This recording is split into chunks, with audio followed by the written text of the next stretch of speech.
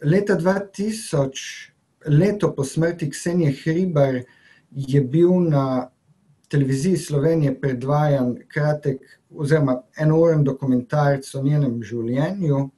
In v tem dokumentarcu je Ksenija Hribar nekje izjavila, da je bil tako bliskovit vzpon sodobnega plesa v Veliki Britaniji mogoč samo v 60 letih.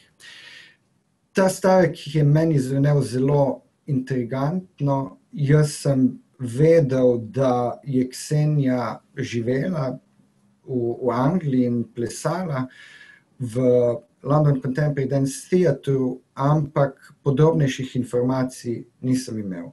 Nekako intuitivno sem v bistvu ves čas slutil, da je ta britanska zgodba Ksenije Hribar izjemno zanimiva, in to se mi je, ko sem, bi rekel, zbral in preučil gradiva, v resnici tudi potrdilo.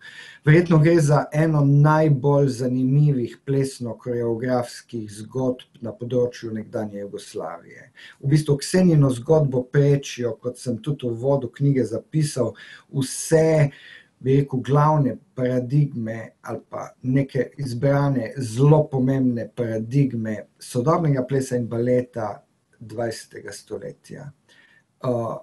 Hkrati je pa seveda Ksenija nastopala z ansamblom in hodila v šolo v trenutku, ko je London postajal London, kakršnega poznamo nekako danes, ali pa ko je postajal, bi rekel, kulturna metropola. In to poskušam v knjigi, te temperature poskušam v knjigi nekako na atraktiven način pripeljati na dan.